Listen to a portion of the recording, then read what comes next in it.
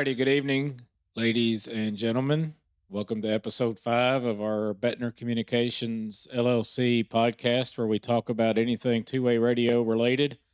And pretty much no matter what it is, if it's involving a radio and a walkie-talkie and a mobile and all that stuff, then we'll talk about it. So tonight for episode 5, you've got myself and Kyle Robinson in here. Tony Tobert's busy programming some bow things. So he wasn't able to make it tonight, but that's all right. We've got a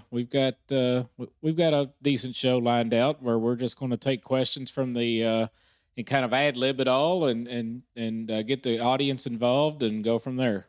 Kyle, what's going on, man? Not a lot. We've been playing with some new stuff past couple days here. I've been running heavily. The state's building out a new radio system right now. So heavily over the past few days as I've been traveling around the state, I've been running a SDS, little SDR radio, and DSD Plus, which is a software-defined piece of software that can decode P25 and stuff, and just trying to check out the new state system, see what talk groups are active, how the state's running, just trying to help map out the system for radio reference and stuff. I got you. How's it been going? What have you found so far in your findings? What we're learning is the state's new system, while it is a phase 2 capable system, that it's actually running phase 1 on all the current talk groups. Any KSP related talk groups are encrypted, but Graves County, all that stuff down there, Graves County, Mayfield, they're running unencrypted. It's quite interesting. I'm a little confused by some of the state's tactics because they don't seem to be following any plan. Like the state of Indiana, when they switched from the old P16 system to P25 phase 1 about 7 or 8 years ago, they had a phase plan. They started in the northern part of Indiana, and then they moved to the middle part of Indiana and then the southern part of Indiana. And as they put stuff together, any site that would touch another site was all in the neighbors list, but like they've got some sites around here that are on, but they're not neighbors to each other, even though they're right next door. So I haven't figured that out yet. Like the Bowling Green site shows no neighbor list. Makes no sense. Should be neighbors with Morgantown because it's in the next county over and they cross into each other's paths. But I don't understand the state's tactics. I'm sure as time goes on, we'll figure out more, learn more about it. I'm already taking some questions here. Somebody messaged me a question because he's watching our podcast. So we'll move on and talk about what he's asking about. So I got somebody asking about our Capacity Plus business system and how the networking and stuff works with it. And I'll give a pretty quick rundown. It's pretty simple. So as many of you know, I also run an ISP. So outside of Betner Communications, I have a company called Vertrice Electronics, and we service high-speed internet in the Hardin County and Breckenridge County areas. So at our main core site, we have a XPR 8400 that we use as the master site repeater, and it's what is basically the controller for all the talk groups and stuff. So we have a MikroTik router in there, an RB4011, that is the main hub for all of the VPN connections. So every site gets a repeater and a MikroTik router with a VPN back to that site, back to the main site. And we've transitioned. So some of the older sites are using L2TP VPN to connect back. And the reason for L2TP was because if the VPN connection drops, it comes back automatically. For a long time, that was the only real VPN solution out there that was secure, that offered encryption, that did that. There's other things like GRE tunnels and stuff, but they're just not very secure. And the more recent, some of the newer sites, we started using WireGuard as the VPN back because WireGuard is even better. It's even more encrypted and it's even easier. So basically, we got 11, 12 sites now? Yeah, something like that. We're getting ready to add another one down in Southern Kentucky pretty soon. We don't do OSPF routing. Everything is static routes. And the reason for that is because we have had real problems with OSPF. And I try to keep all the routers on the same version but sometimes that just doesn't happen. I don't update one when I update the others or something for some reason. So, there's problems with MikroTik and OSPF between different versions and different pieces of hardware. So it's just easier to do static routes. That way I know I don't got to worry about it. And, the most Capacity Plus system can have is 15 sites. So the most static routes I'll have is 15. So it's really not that hard. It's pretty straightforward, pretty simple. We're getting ready to turn on a new site for the system sometime this week down in southern Kentucky, down near Barron County, to cover that area. So if anybody needs communications in that area, we'll be having it now, and we'll basically have the entire I-65 corridor covered with your system, basically from the state line all the way Well, to Indiana. I think you can get from Corridon, or I'm sorry, from the Palmyra, Indiana site. We can cover about from Memphis, Indiana, all the way down into Louisville, Shepherdsville, E-Town, Mumfordville, Glendale. Let's see here. Basically, the entire I-65 corridor. And on a mobile, if on site roaming, if you had all the sites programmed into a radio on site roaming, you would be able to cover from about Austin or Memphis, Indiana, all the way to almost White House, Tennessee, on a mobile, which is pretty impressive. Okay, so Austin's asking in the YouTube chat. He's also who texted me earlier. Do I have any issues with VPN over cellular? My God, yes, I do. Yes. Do I hate cellular connections? Yes. Now, the thing is the I don't care about the ports because it's CGNAT, right? I don't care about the weird port translations and all that because I'm encapsulating everything inside a tunnel. So whatever it goes in the tunnel on one side, it's going to come out the same on the other. I only run into CGNAT port issues when it comes to just doing regular port forwarding. But as far as WireGuard and L2TP, no, I don't have any problems with that. But there's tons of other problems with cellular. Latency, cellular modems just dropping for no reason and needing to be rebooted. I've got a couple of sites down right now. I've got a site down in Bowling Green, and I have a site, my Shelbyville site has went offline. So because over cellular, there's just too many variables compared to a consistent connection. We're moving some of the sites. We're going to be doing the Starlink $5 plan on it. Yep. The $5 standby. Starlink seems to be working really well for that kind of stuff. You don't need a lot of speed because it's just low packets that are back and forth. But yeah, for the most part, the system's not overly complicated. The biggest thing I can tell people when it comes to their network is there's so many people that want to get super fancy and super complicated with their network designs for their radio systems, and you don't have to be. Don't get that complicated. Just make it simple. The KISS principle. Keep it simple. Stupid. The simpler you can keep the network design while adding a layer of security there, the easier it'll be to troubleshoot problems in the future and to make the connections happen and not wonder, where's this weird packet loss coming from? It works pretty well. I mean, I've been on a handheld sitting at the Mexican restaurant and talked back to the school district in Breck County. That's on my system. It works really well as long as you can keep the connections up. Oh yeah, I'm glad you said that. I need to take that talk group back off of there now. Well, it's just Cam's. Bandwidth. I know, but it doesn't really matter. But so anyway, anything else on the Capacity Plus? Not really. Not unless Austin has any more. Austin, if you have anything else, we'll come back to you. The next question that we have is: can you recommend a basic tutorial on DMR other than paying for Bridgecom University? YouTube, buddy. YouTube is your friend, man. There's tons of free videos out there. And I can break DMR down real simple for you. If you want to understand how it works. Imagine DMR like your cell phone. Okay, so in an analog repeater, you have the transmit and receive frequencies and a PL tone. So the PL tone is what allows the repeater to open up to pass your radio traffic. So with DMR, you have an extra layer in there. You have what's called a color code, and a color code is equivalent to your PL tone. And then you have a talk group. A talk group is nothing more than a phone number stored in your cell phone.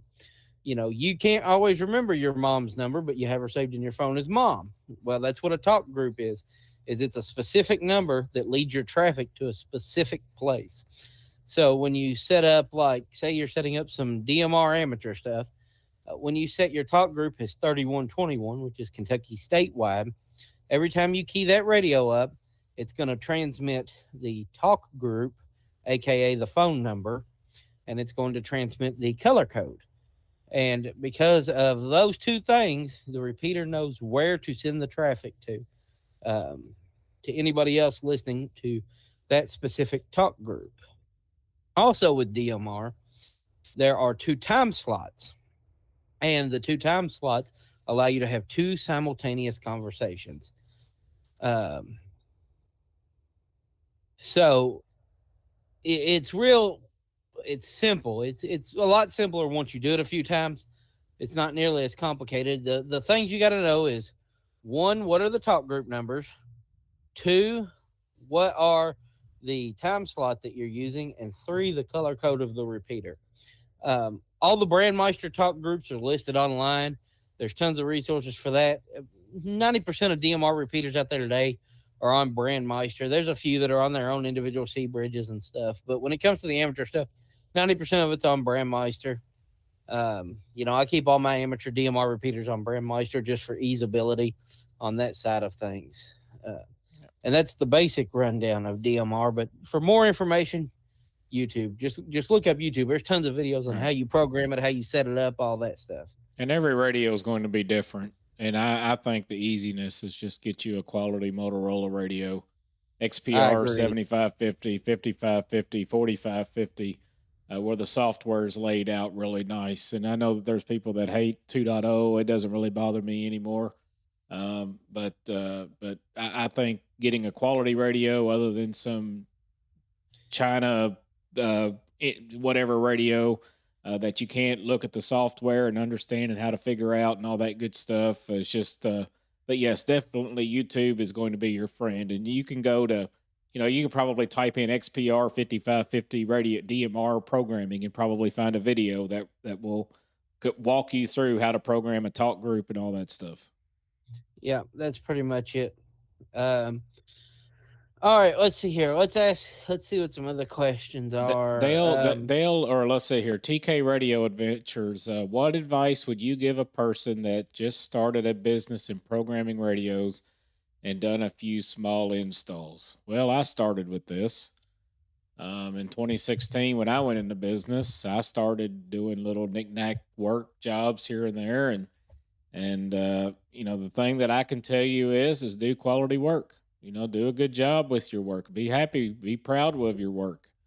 If a problem arises that comes up, work with the customer. Try to do what you can to work it out, and know what your market is. I mean, if you're just opening a business up and you're going to say, well, if you want a radio installed, it's going to be $475. You're going to have to really prove yourself and do quality work to get that kind of market flow to allow that to be charged, so, right off the bat, do quality work, get your name out, promote yourself.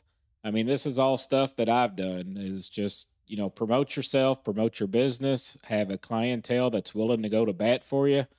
Be honest. Be honest, be truthful. If you screw something up, take care of it, make it right.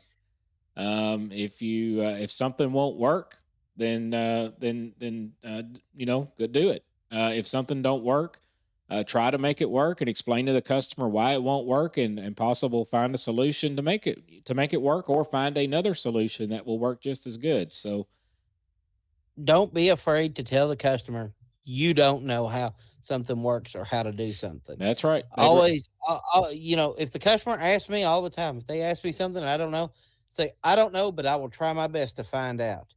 That's right. It's one of those things. It's try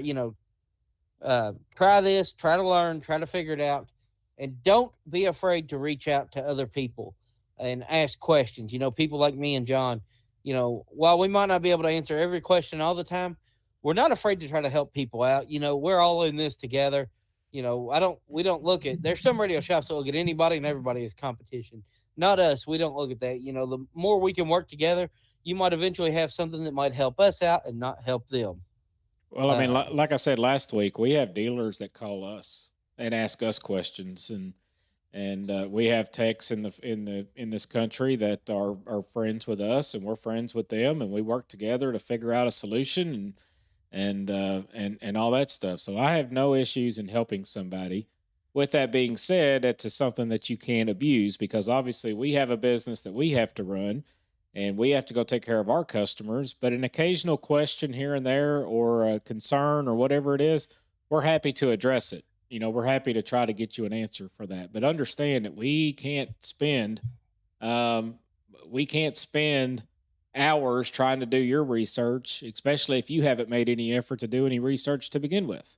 And we run into that sometimes where somebody doesn't want to do their own research and try to figure something out. They just want the answer handed to them. And then when we get to that point where we kind of feel that, we kind of just give up on you. You've got to Oh be yeah, able. and one more on the starting the programming business thing. Don't be afraid to use the software's help file. Yep. I promise you, the answer to your problem is in the help file. You might have to dig, you might have to read multiple times, Right. but I promise the answer's in the help file. I So get that all the time. yeah, yep. So I think that to summarize your question about getting into business, getting into business is do quality work, understand your market rate that you're able to do, and understand that you're going to have to start from the bottom up, and then once you get your name out, I can tell you the word of mouth is the best way for you to get your foot in the door. Is when you do a good job on a job and you go to a police department or you go to a fire department and let me word this correctly. And let's say the person that or the best or the shop that was there last week said, you know what, we just can't figure it out. We don't know. Whatever it is, and then there's like, hey, come look at this, and then you figure it out, and then you get it going for them. You just gained a customer, and then when that fire chief or that captain or assistant chief or whatever it is goes talks to the next department, and then the next department, and the next department.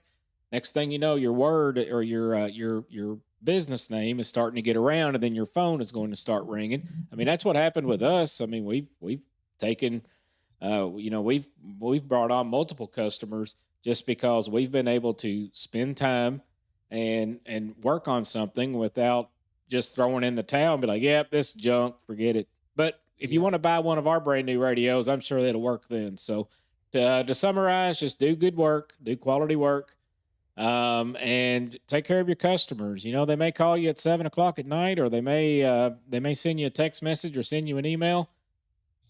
It just reply back. If you don't have an answer, let them know that, and you will work on it. It may be a couple of days or whatever, but at least you're honest with them. So if they find the answer out between the time that you get your email and the time you respond back with an answer, they're not. They would they. That's good because they went ahead and done some more research on their own. But understand that we are here for about anybody. And in the same sense, we've had to fire customers too, and that happens occasionally, and I hate that. But in the end, sometimes it's just not a good fit. Yeah, that's another thing as a business owner and starting a business. Don't be afraid to fire a bad customer. The customers are going to give you all kinds of crap all the time about stuff that's out of your control and might not be your problem. Don't be afraid to fire a bad customer. All So right, I'm going to answer a real quick question. No, we don't have any customers on low band. Uh, we used to have a county road department that we would service, but we don't. But they moved over to my Capacity Plus system. They didn't need to talk to California. They needed to talk from one side of the county to the next. They didn't need to hear skip. yeah. I'm going to leave the K beams thing off the table, Austin. I've got my own opinions about K beams and some of their mandates. I'm just not going to touch that. What brands of radios do we support? Man, we'll work on anything. Motorola, Harris, Kenwood, ICOM, Hytera, whatever. We'll work on it. We're not afraid. As far as dealers go, we are a Motorola dealer for low level DMR type stuff. We are a BK dealer for BK series radios. But we can get just about anything. We have the means and the capability and the ability to get whatever you need whenever you need it. We've got a We've got backbone. connections. Yeah, we've got a backbone of supporters that again, we've brought it up in the past, and the nonsense of some stuff that we're not going to keep beating a dead horse on that, but we've got ways to be able to get product, and that's not a concern. So we can officially we take care of BK, which also this week I learned BK's got a couple of promotions going on right now. If you want to buy BKR 9000, you get a second band for free. So you get the first band included in the price, and then you get a second band for free. And then if you're an agency, then you can get it's called a seed program where you can actually get 50% off the first two radios, and then you pay a different price after the first two. But my understanding is you can combine those. You can get the first two radios 50% off, then you get the second band for free, and then also if you're trading in a radio, if it's P25, you get $300 off. So if you get on eBay and find some old P25 piece of junk that works, you get $300 for it off of a new BKR 9000 radio. So there are promotions that they're offering, and go from there. So, but yeah, low end Motorola, ICOM. We are a dealer for ICOM. Oh We yeah, I are, forgot about yeah, that. and we are a dealer for BK. But again, we service about anything, and we're able to get about anything. So that answers that question. The next question on YouTube: best vehicle antennas for VHF and 7800. Man, if you want a single dual band antenna that does both really well, they look goofy as shit, but Styco makes a great one. They look goofy as shit, but I like the Styco. I'm going to say that I am not a big fan of dual and tri-band antennas. I think they're compromises. I I agree with that to a point. Um, the I'll agree with that to a point. That VHF set, I have a real problem. Most tri-band antennas do VHF really well, 7800 really well, but UHF poorly. But when it's just two bands like VHF and 7800, then they seem to be all right from what I've seen. Um, but that is what it is. I've got a really good question on Facebook from Todd Almaris. He says, "Do you guys have any experience with two-tone paging over P25? I'm in North Dakota, and we're in the process of migrating from VHF to a Phase 2 system. Still a lot of two-tone paging used here in rural America." Okay, so it's a whole long thing. So I will say this. I believe everybody should keep an analog repeater for analog paging and mutual aid and all that good stuff.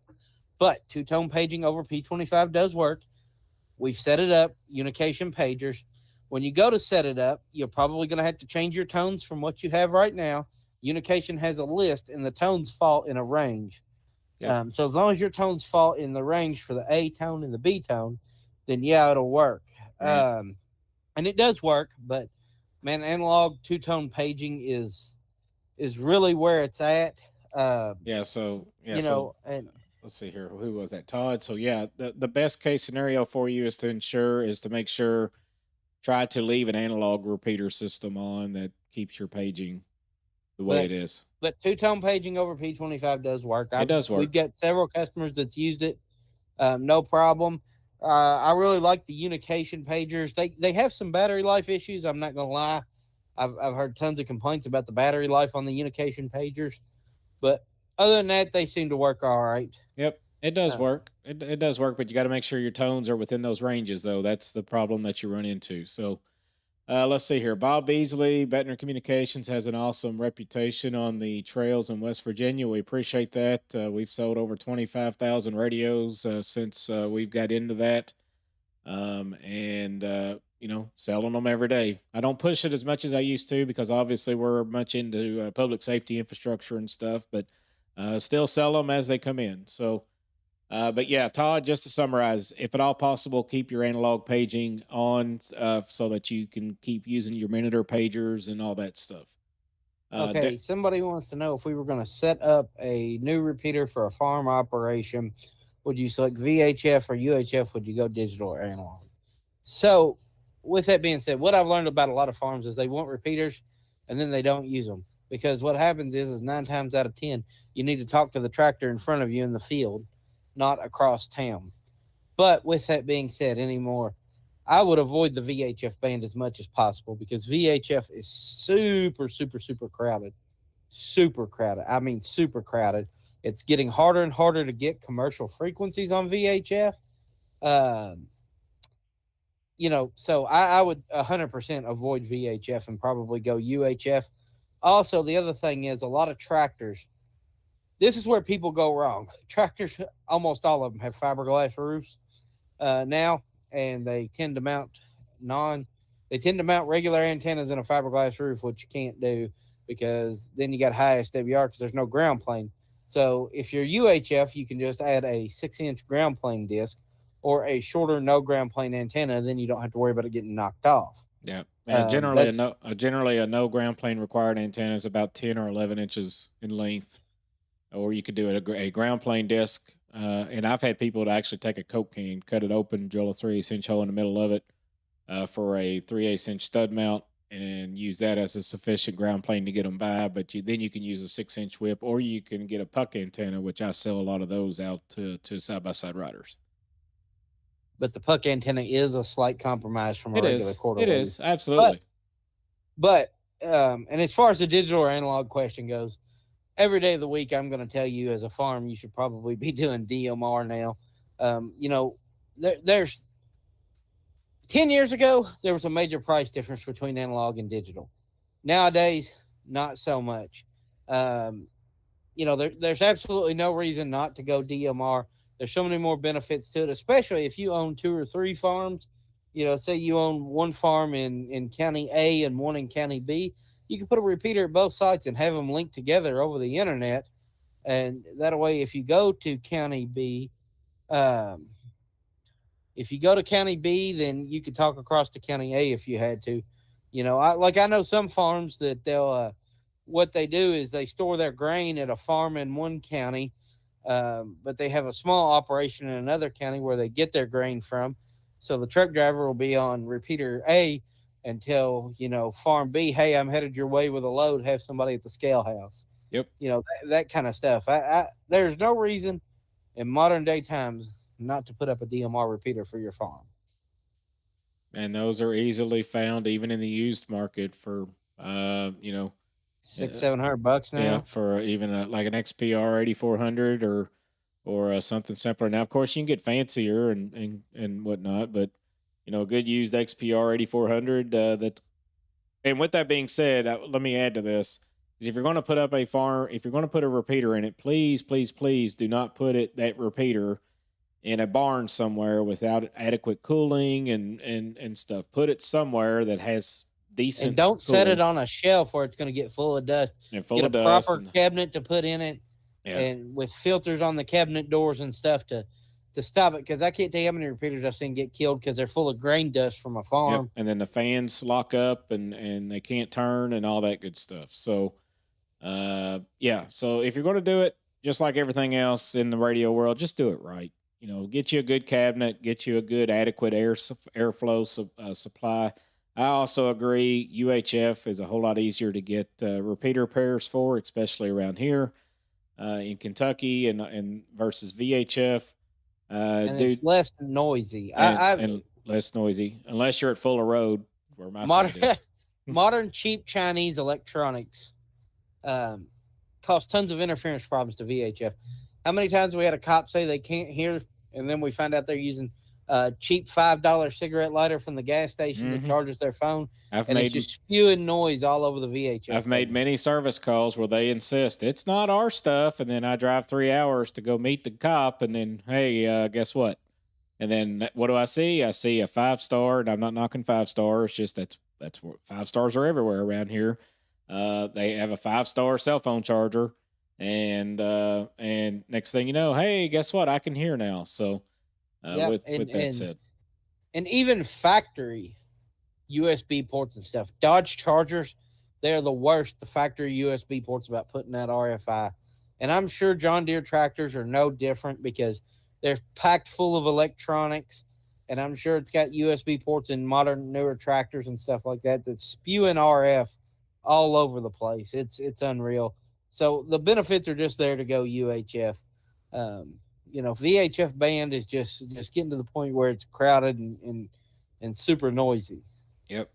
So Darren Vaughn has said Betner has been great for our department. Thanks for all your help. Again, I appreciate it. Thank you very much also for jumping on here and for the kudos. We really appreciate it. So we're caught up on questions at the moment. We're watching YouTube and Facebook, and we're caught up. So just to summarize on the 7800 VHF, again, I'm just not a big fan of. I'm just not a big fan of dual band antennas for any purpose. I think if you have the space, you put one VHF antenna, a 19-inch whip on one side, and then separate them, and then put a 7800 put a 7800 megahertz antenna. It's about 3 inches long in size on another antenna or on another mount. That way, you have good performance on both, and you're not suffering from one band to the next. So.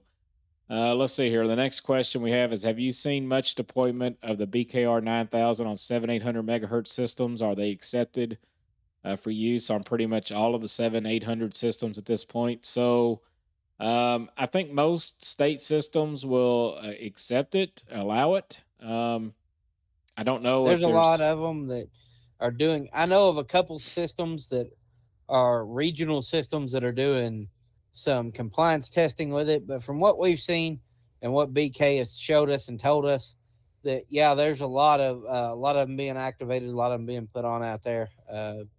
You know, uh, they seem to be pretty reliable radios, but I can't speak for all. I can't speak for all systems at this point. right. But at least all the regional systems and state systems around us accept them. Yep. And we're trying to work with a metropolitan city to get BK allowed on their system. So we're in the process of getting a system key to get that on board. So once we get that, then we'll get it up to their system administrator and let them play with it and see, and then hopefully get the approval to maybe market there and so on. I know that will probably be allowed on the Kentucky state system. Not confirmed on that yet, but I don't see any reason why it would Indiana vary. allows them. We know Indiana a allows them. safe key system. We Yep, know it's yep, allowed.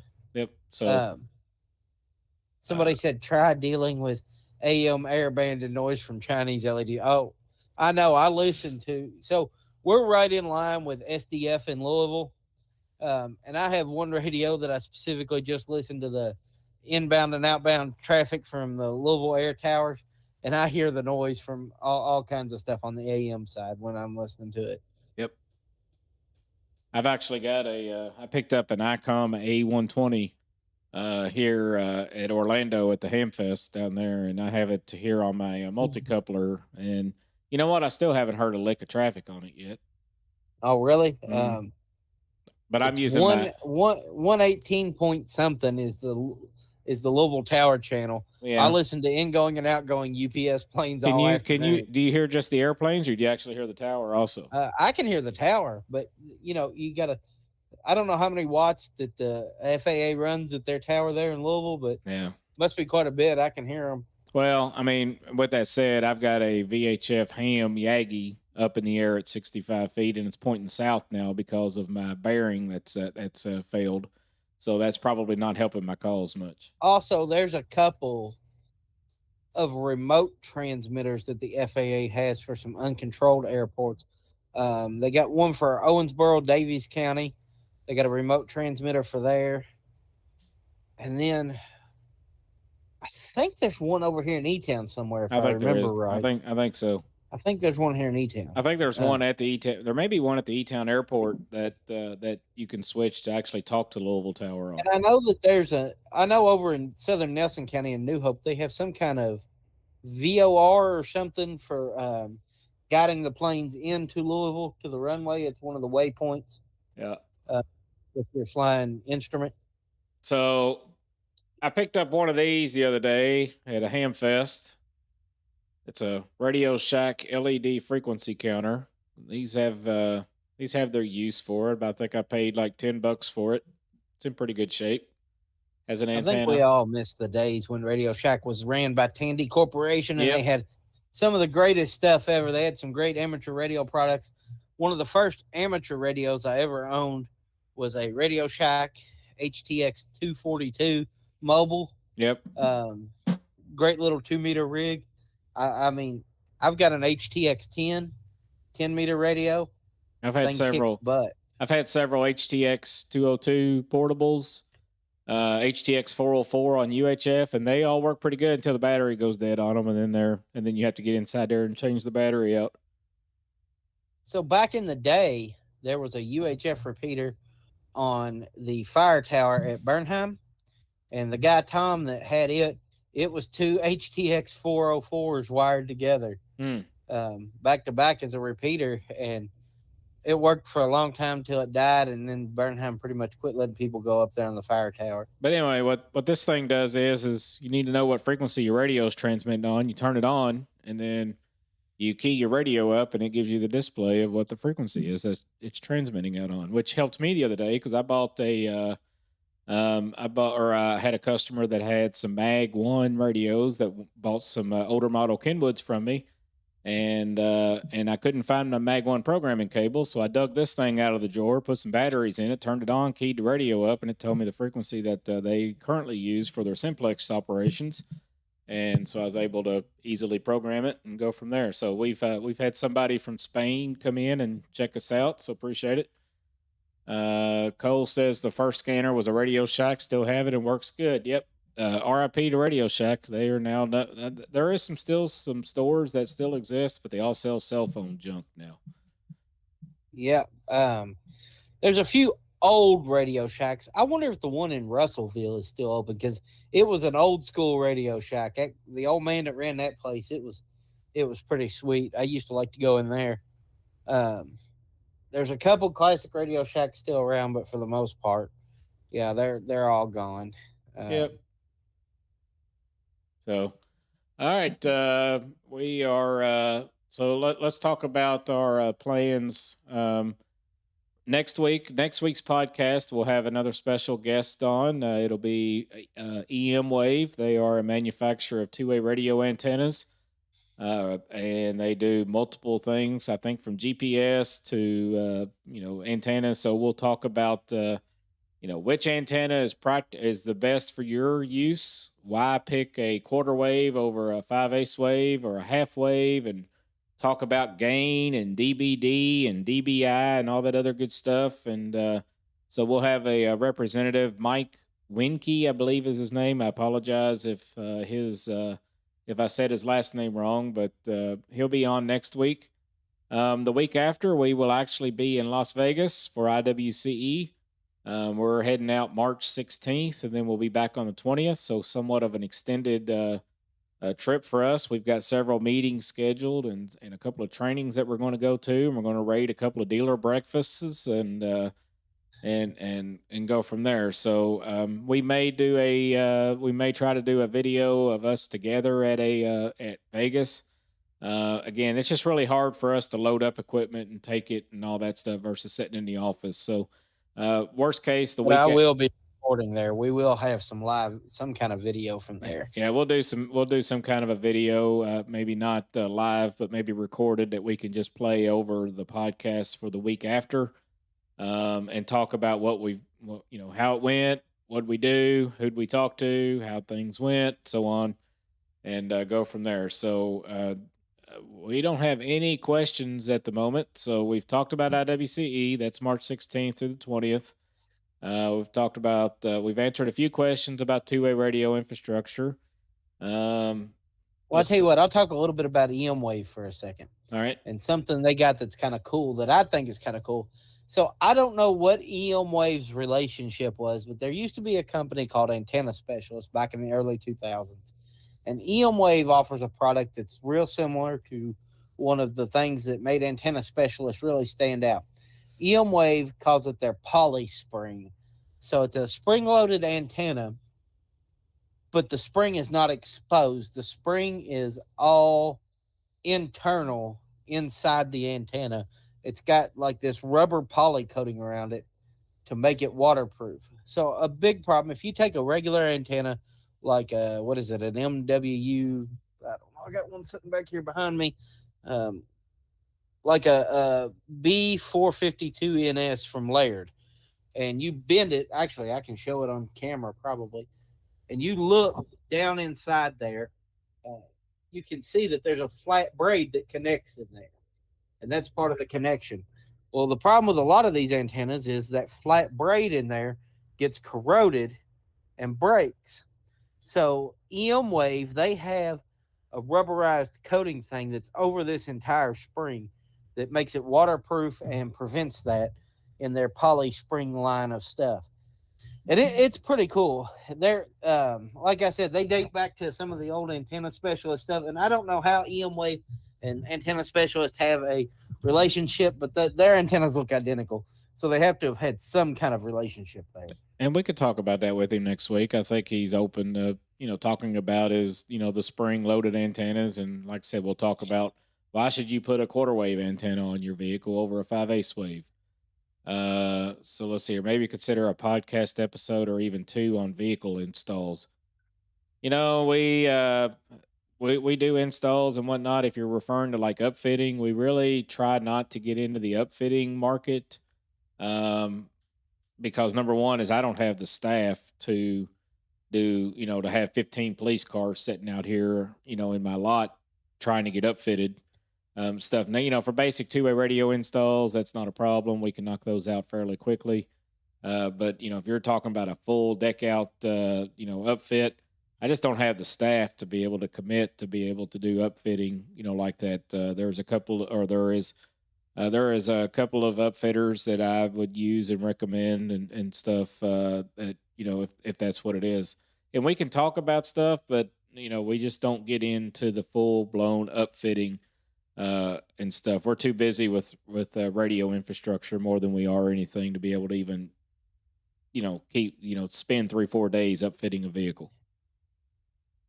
Yeah, and upfitting takes a lot of time and a lot of manpower, and there's not a lot of profit in it.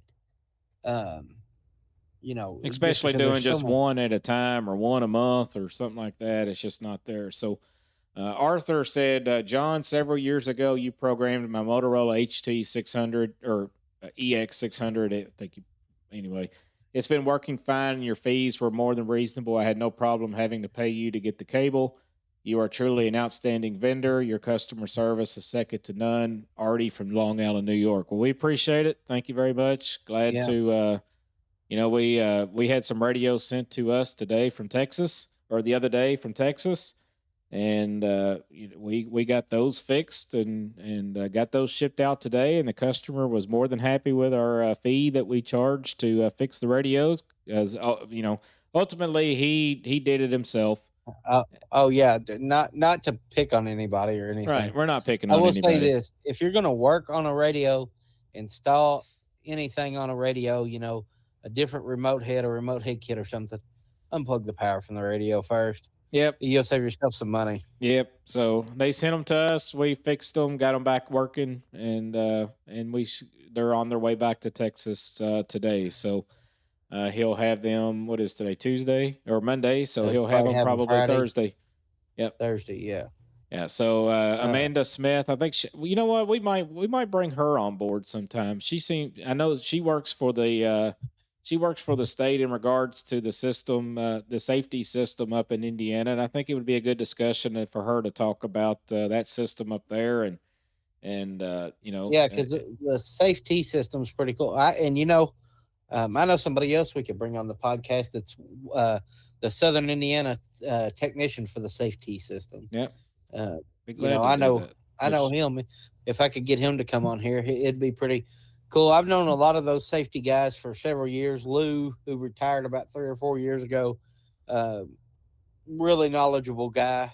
He helped me learn a lot about the safety system when they were in their process of switching from the P16 system to the P25 system. The state of Indiana, I can't say enough good things about how their public safety side of their stuff works for the safety system and stuff. They've got a rock solid crew devoted to that system, and they know their stuff. They're really good at it. So Amanda, if you're watching, I may send you a message, and we can, if you would be willing to come on board and and talk about your statewide system and stuff. We would really appreciate the opportunity. Like I said, I'll shoot you a message and we can work something out if you're interested. So we're back. One thing that I will say is that we have. I know that we kind of beat a dead horse about radios and all that other good stuff, but it seems like there is a niche following with it. We've got multiple compliments, but our viewership is kind of suffered a little bit. So we're looking for suggestions on, maybe helping us promote it to get it going. And I don't know if maybe Monday night at 7:30 is not the best time for it. I don't know. I know our first show we ran about 75 or so viewers, and then so we may not be doing something right. We're not sure what we need to be doing. By far, we're radio people, not podcast people. Right? Yeah, we're not by any stretch podcast experts. We're just here trying to provide information and talk about a topic that really doesn't get talked about. So. If you can help us with promoting and you can help us with, trying to bump our numbers up, that would be really appreciative. Yeah. So Chris, I think we didn't answer his question earlier. He answered a question, but he asked a question, but kind of snuck through there. He said, "What is the difference between P25 and DMR?" Oh, okay. All right. Well, that's kind of an easy one. So, in the world of digital, here in the United States, there are really three digital modes that are used. There's NXDN, DMR, and P25. So P25 is what's considered the public safety standard for digital, and that's a topic for another conversation. I think it's a scam. It's definitely a Motorola scam. Motorola, you can always buy better, but you'll never pay more. But with that being said, so NXDN and P25 Phase 1 and P25 conventional work on what's known as the FDMA principle, which is frequency division multiple access. And it's how the signal is modulated to create the digital.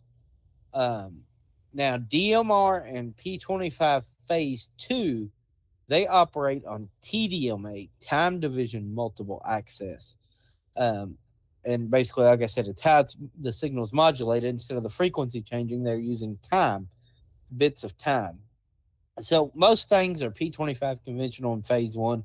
Phase 2 is becoming more popular, but a lot of big systems are still Phase 1. And a lot of new systems are starting out as Phase 1 before they transition to Phase 2. So with that being said, the big differences is let's just compare conventional to conventional. A conventional DMR repeater and conventional P25 repeater. So with conventional P25, there's one conversation that can happen at a time on a repeater because there's only one talk path or one lane of traffic. DMR basically has two lanes of traffic, so you can have two simultaneous different conversations going on at a time.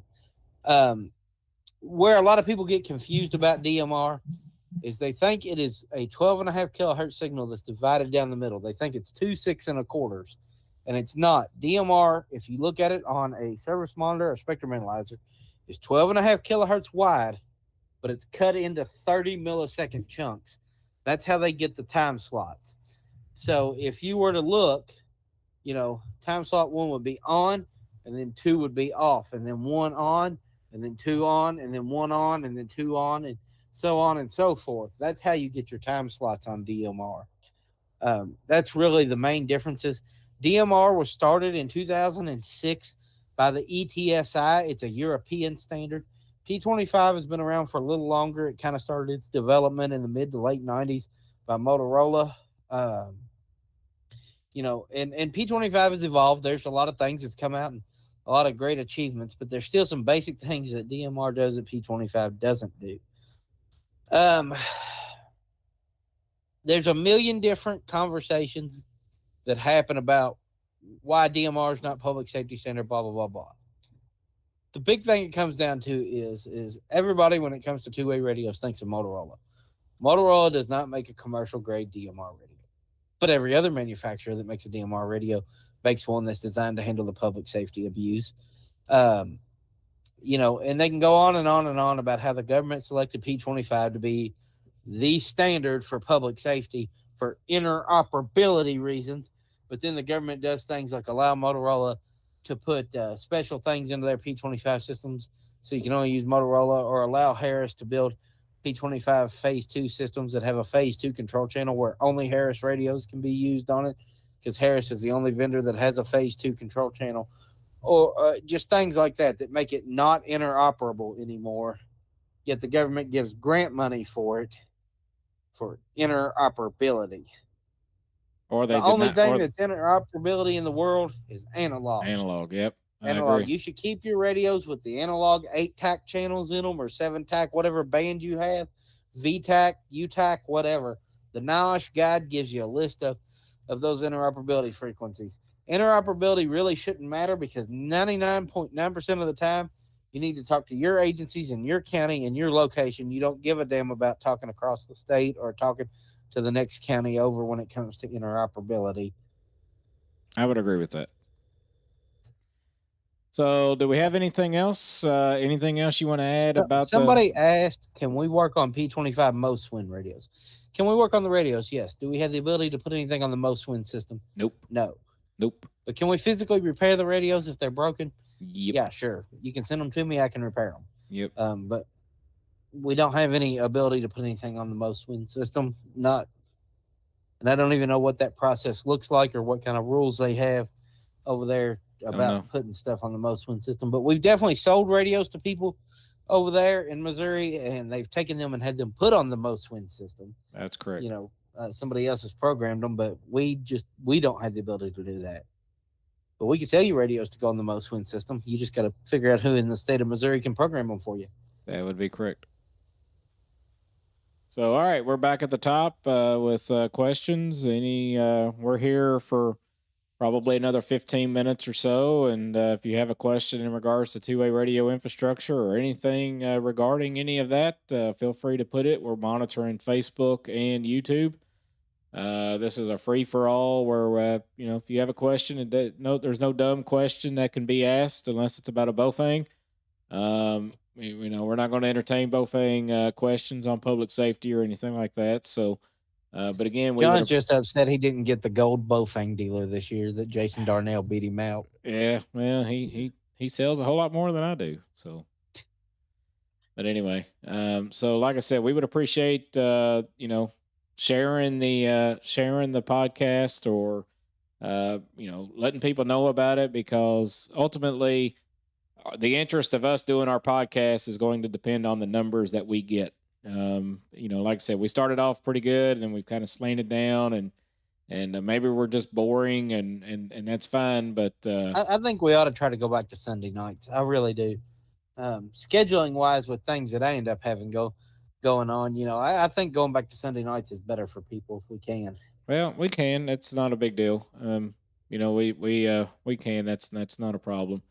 I may do like a poll or something to see, but ultimately the interest of the podcast and keeping it going is going to depend on the numbers. I mean, if we get down to 1, 2 viewers, it comes to a point where we appreciate the support and your diehard fans and all that good stuff, but it's not going to sustain itself. So, and I'm not saying that it kind of it is what it is. I mean, we know people have a busy life and whatnot, but we're taking the time out to answer questions and address things that, your local competitor is probably not going to talk about, and stuff like that. So we're here to be 100% honest and truthful about the radio industry and the radio business as a whole. We're not going to feed you full of crap. So Chance Westfall is asking, what equipment do you recommend to start up a permanent 7-tack repeater for a county? Okay, so the thing about setting up 7-tack repeaters like that, and stuff like that, you got to apply for a 7-tack license from the FCC.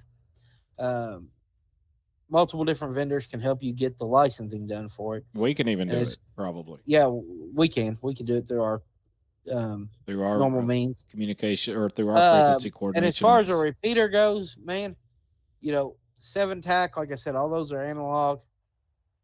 There's very few actual decent 7-800 repeaters floating around on the market.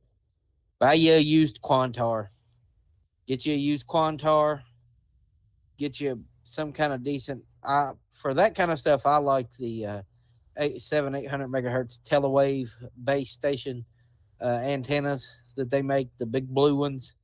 They work pretty good for those, and that's what I recommend. Get you a decent Sinclair 700 megahertz duplexer.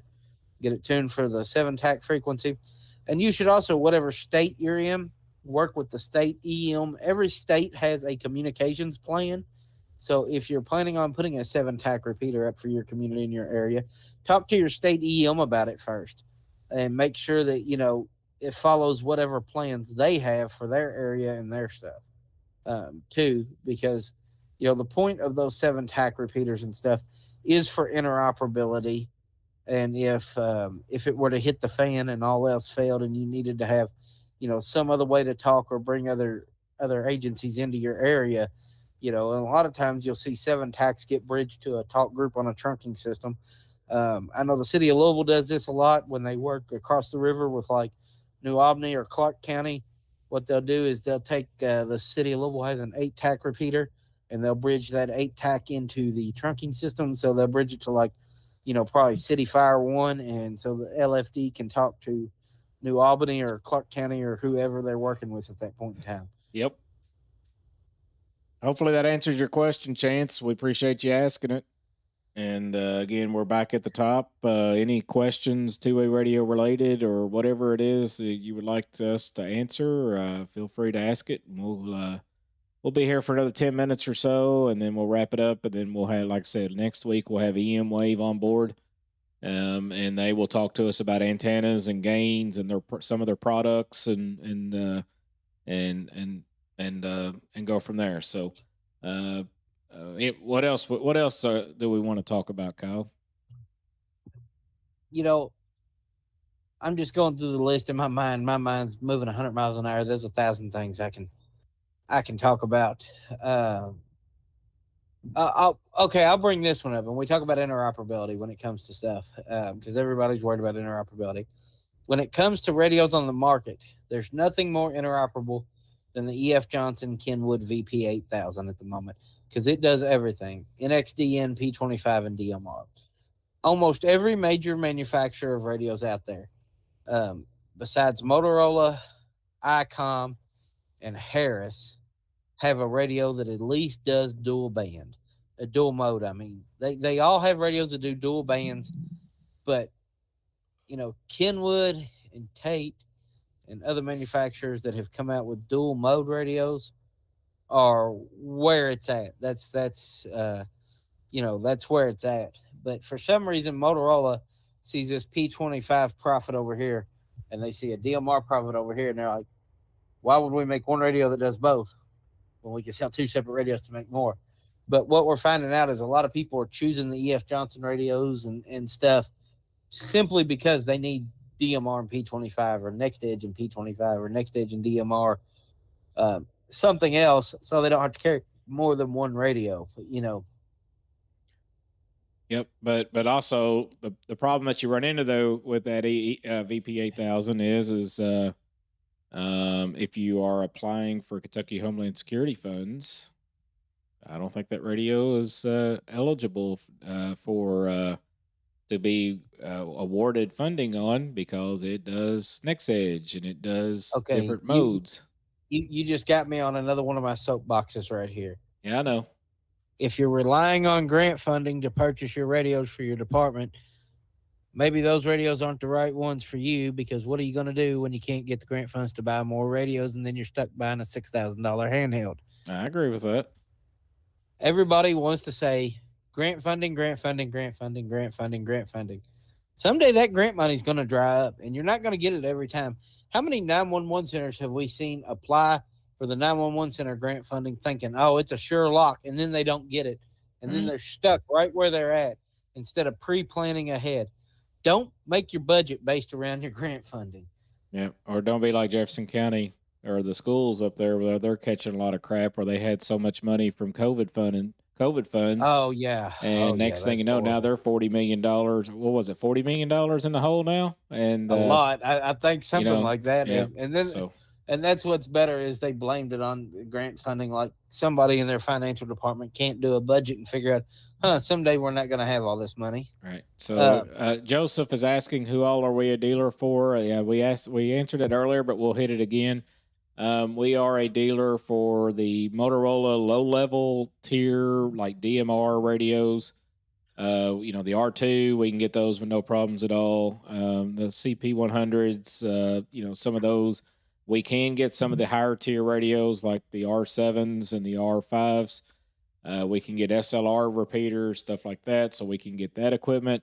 We are a we're what they full, call a value added reseller. yeah, yeah, just another category. And then we are a full blown BK dealer. We're the only BK dealer in Kentucky that I know of, that I was told. So we are the only Bendix King dealer for that. We can do the BKR 9000s.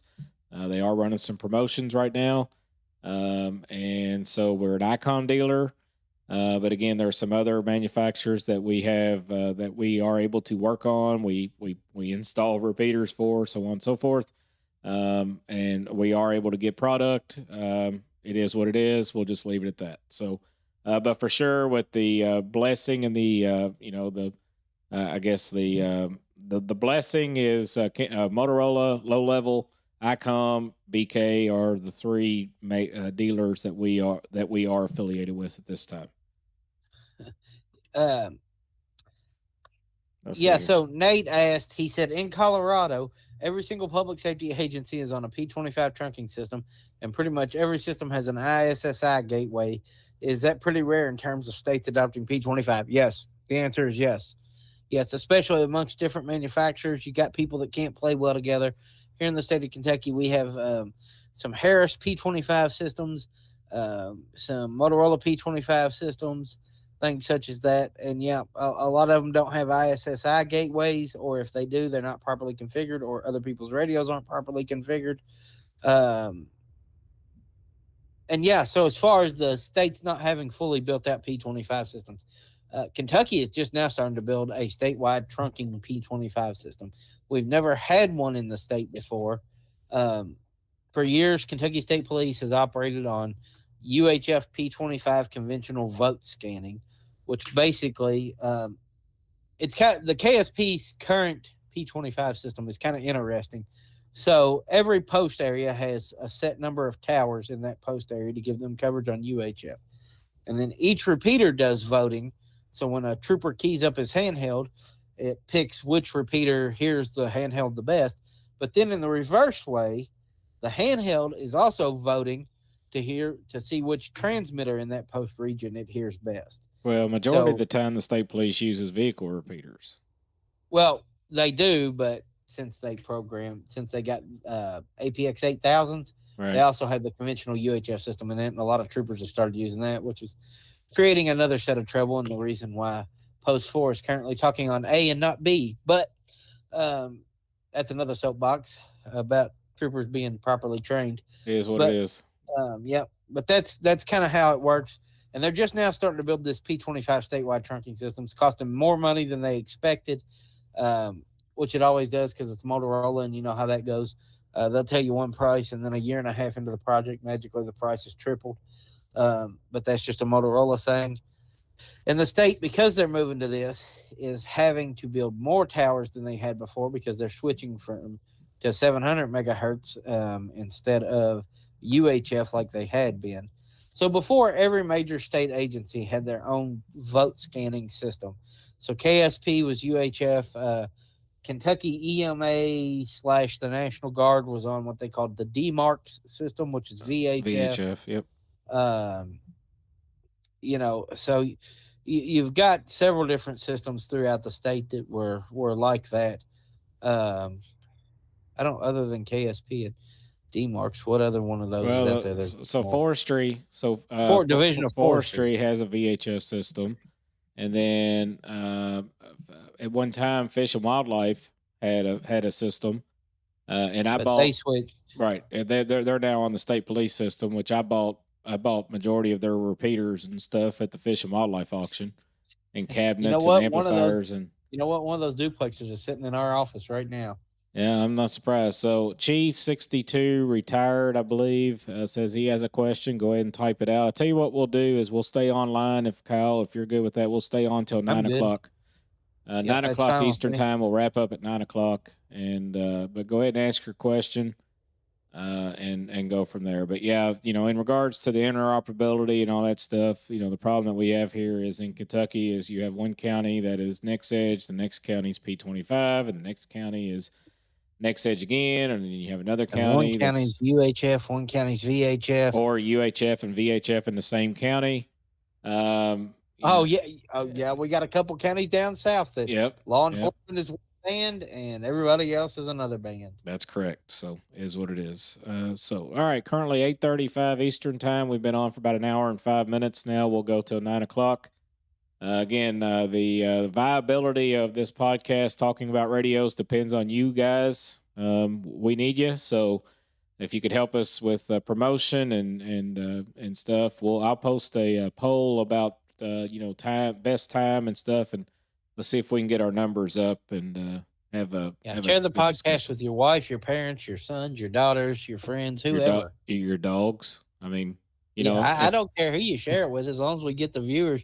And you never know, we might attract somebody into the radio business that's been thinking about it or not know how it goes.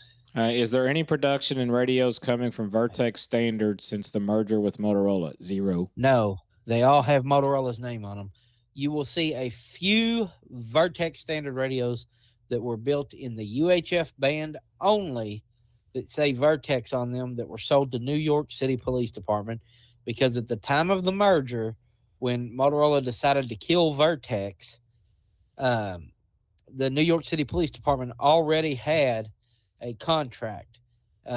Actually, if you open up the APX programming software, it actually has that model number listed in there. It's like VXP921 or something. And it's nothing more than a Motorola APX 900 with a case that has a Vertex sticker on it. Yep. And they were only made in UHF for the New York City Police Department. But other than that, Vertex is a dead brand. Yep. It's RIP.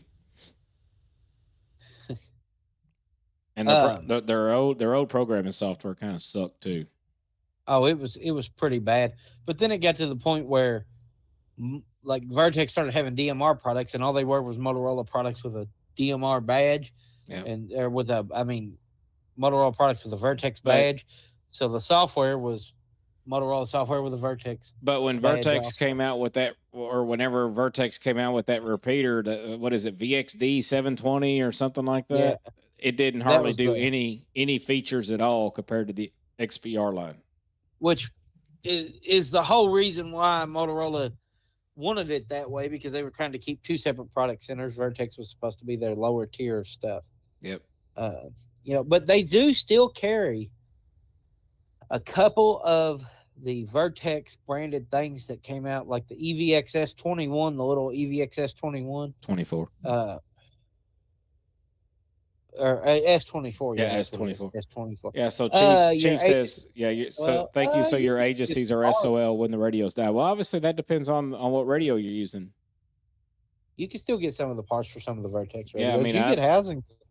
Yeah, so I have a factory that still runs a bunch of VX26, I think it's 261s or something like that on UHF, and I can still get cases and knobs and antennas and all that stuff for those, and generally we find. But for the most part, it is the issues that they have with their radios a lot of times is the little locking nut gets loose and then it wiggles the channel and then it starts beeping like crazy and stuff. So you just have to take it apart, open it up, and then use a tool to clamp down on it. And then it's good for about another 6 months or so, and then it gets loose again, it beeps, and then they send it back to me, and then I do the same exact thing again. And so most parts just seem to put some super glue on it and be done with it. But honestly, if your agency is still running Vertex radios at this point, because it's been greater than 10 years since the merger, right, you need to start making some budget room to buy some newer radios. Yep, I agree with that. It's one thing if you're a factory, it's a totally different if you're a public safety agency. Yep, I concur. So, Alrighty, 8:40, and we're going for another 20 minutes. Looking for any questions or feedback in regards to the podcast.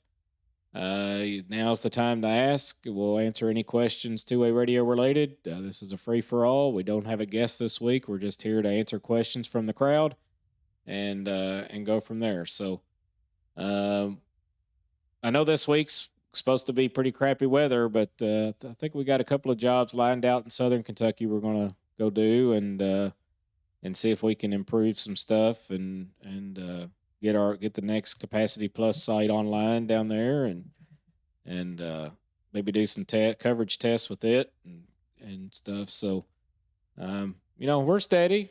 We're still in the slow part. After we get in the spring and summer, then it'll pick back, or it'll be fairly busy again like it has been. But I don't think we've really slowed down that much. No, we just haven't. have I mean, we have a list that we just have a list of jobs that some of it we just keep having to push back because of the bad weather.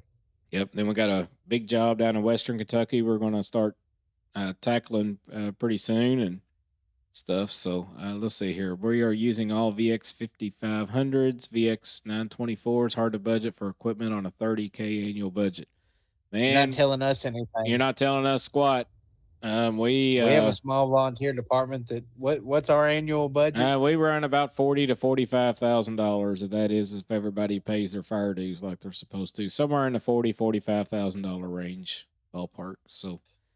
Like I said, you're not telling us anything we don't have that we don't know. Luckily, we have acquired some radios through forestry grants and stuff like that. So we run VX or NX 5200s and 5700s in the trucks, and the grants that we apply for, they don't care about interoperability stuff. If the radio works for you, you showed a canceled receipt.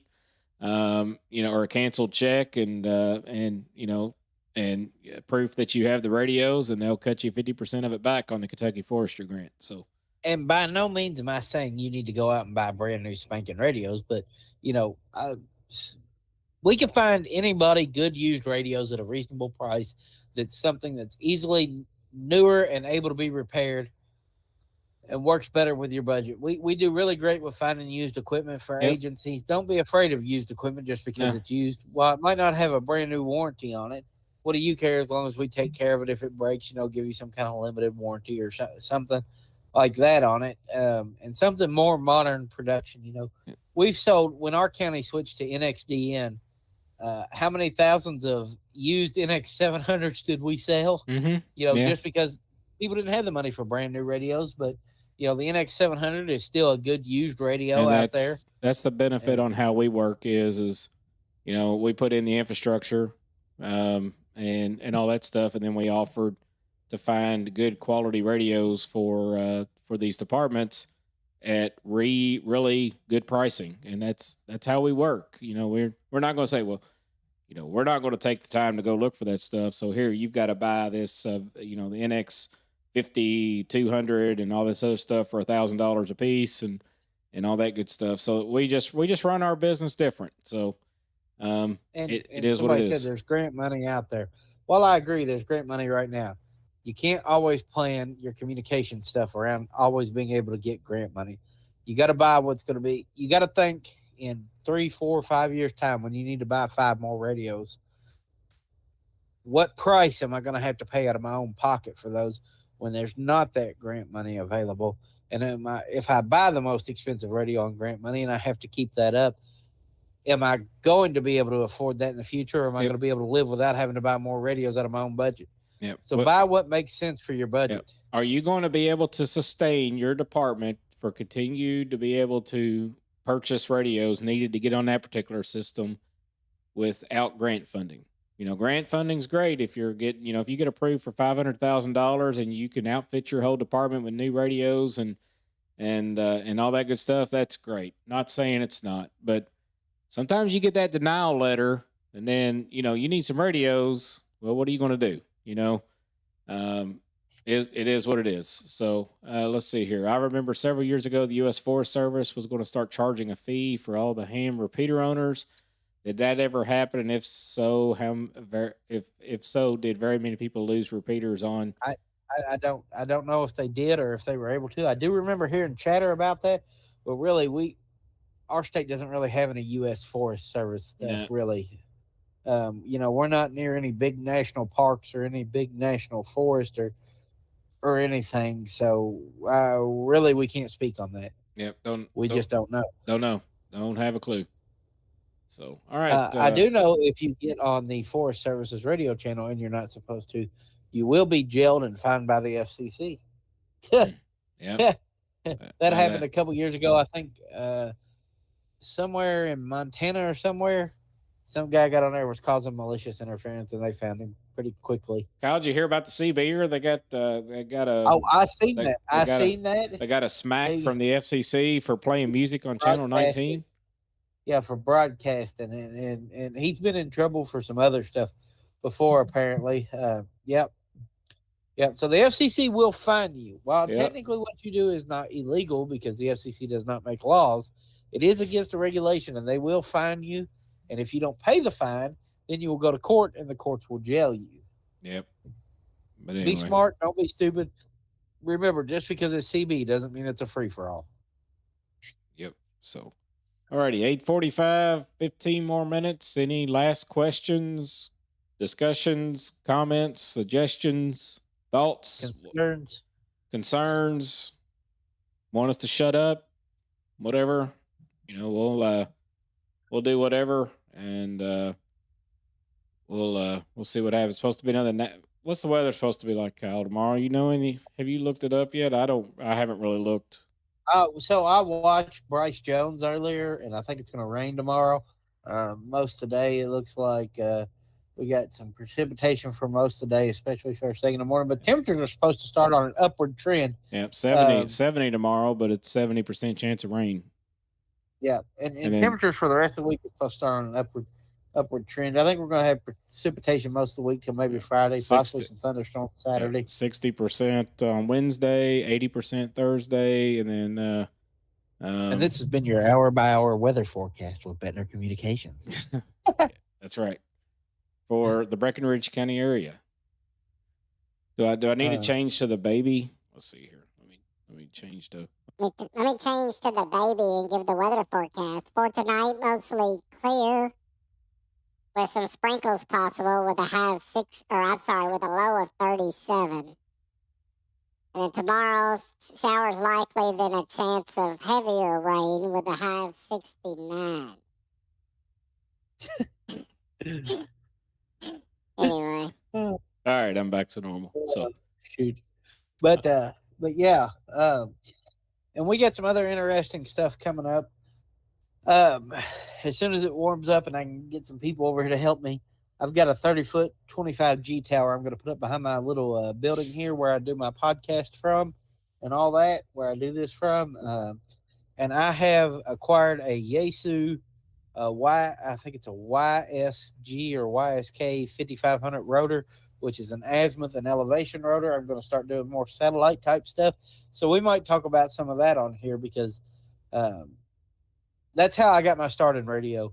Was I had a teacher when I was in high school, Charlie Cantrell, who was into amateur radio. And one afternoon, I seen them in the after school club with some homemade tape measure Yagis outside with handheld radios. And I just was interested. So I asked what they were doing. And he told me they were talking to satellites with handheld radios. And I was just immediately hooked.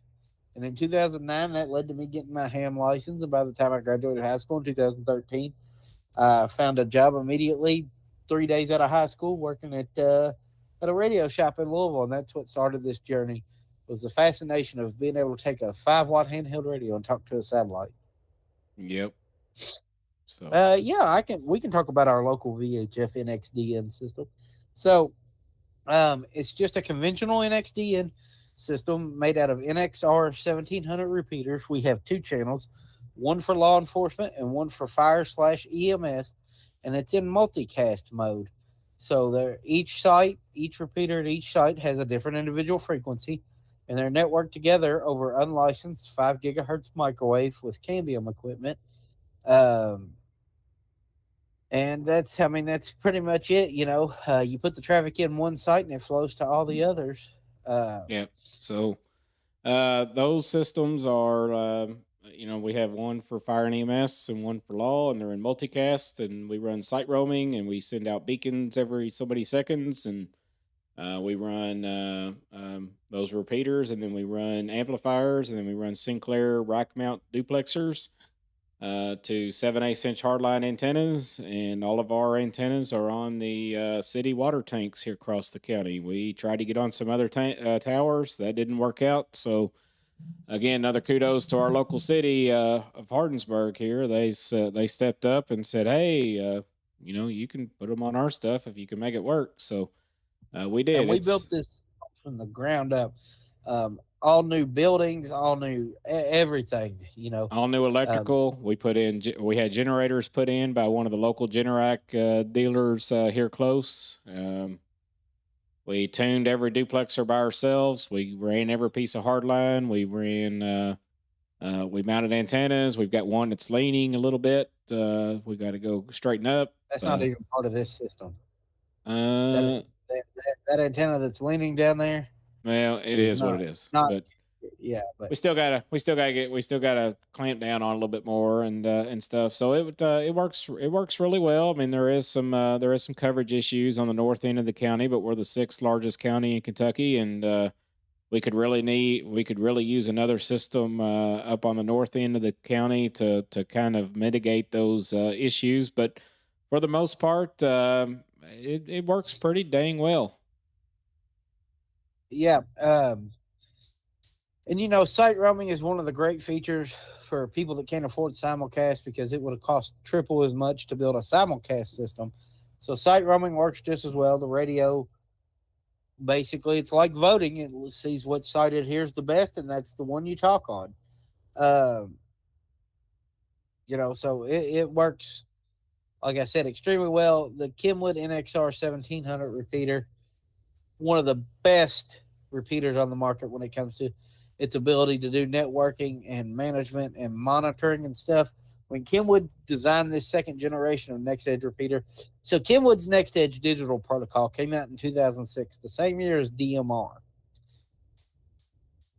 And where every 5 or 6 years Motorola is on a cycle of coming up with something new, from the year 2006 basically to 2013 or 14, Kenwood produced the same set of radios that just worked, the same repeaters. And then in like 2000, I think it was 13 or 14 is when the NX 5000 series came out. Maybe that was 15. Maybe it was 2015. Anyways, and after that, things have been on. And like I said, 3 years ago, they came out with the NXR 1800 series repeaters, which have the network cards and stuff built into them. And they can do a lot of cool things. And if you don't mind the sound, they can even do analog linking over IP, but there's some problems with that. It is not a great solution. It's fine for a migration path to digital, but I would not use it on a permanent basis. Right. And also it does analog voting too. So you could set up, one transmitter and multiple of those repeaters be the receivers, or it does NXDN voting. You can have one NXDN transmitter and multiple NXDN receivers. That it does. So, yeah. So, somebody said around the country, it seems like getting new stuff on high evolution sites is not real easy. That's true, and it's getting more expensive. Cell phone companies has ruined the cost of rent for all of us, and we're starting to take on the motto that other countries like the United Kingdom and Japan uses: more sites at lower elevation, which probably is better because you're not relying on your radio to talk so far. All right, I'll tell a kind of a funny story here. Speaking of that, more sites at lower elevations. So Kenwood is a Japanese company. And in Japan, they put a 5-10 watt repeater on every corner. Here in the United States, we tend to run a lot of power, 100, 150, 200 watts, whatever. So we always have external power amplifiers. So Kenwood, some of their internal stuff is, if you're Japanese and you work for Kenwood in Japan and you want to become somebody, you do a 5-year tour here in the United States. You work for Kenwood USA, and then when you go back to Japan, you're somebody. One time we were doing some work with Kenwood, And we had these Japanese executives over here that came into a tower site with us. They had never seen a power amplifier. They did not know what it was. They did not understand that we run a lot of power here in the United States. They thought it was some kind of power supply. And I had to explain to them what a power amplifier is because they just don't do that over there. It's unknown territory. It's kind of like Tetra to us. There's not a lot of Tetra here in the United States, so we don't know anything about it. Yep. So that's our that's the NXDN system that we have. It's been on the air for law enforcement for right at a year now, and fire is getting closer every day to get transitioned over, but they're still on analog. So, all right, guys, final call, last questions, anything at all, and then we'll wrap it up for the night. Again, next week we'll have EM Wave on board with us to talk about antennas and gain and which antenna you should put on your vehicle, which antenna you should put up in the air, and stuff like that. So, anything else before we wrap it up? Appreciate the ones that stuck with us. Again, we're looking for suggestions. We're looking for promotions. We're looking for manufacturers that want to get on board and talk to us about their stuff, and try to vitalize these podcasts to have good viewership, because ultimately a podcast thrives on good viewership, and so we're trying to keep it going. So we would appreciate your all's help. So I'm not seeing anything on YouTube or Facebook now, so I think we'll wrap it up for the evening. And again, EM Wave will be on next week. I think I've already committed to next Monday night with Mike, so we'll probably keep it with that, and then we'll go back to the drawing board about possibly changing it to another time or another day or something like that. So, with that being said, we'll wrap it up for the night. Everyone have a great evening and take care, and we'll talk to you next week. Have a great night. See you. See y'all.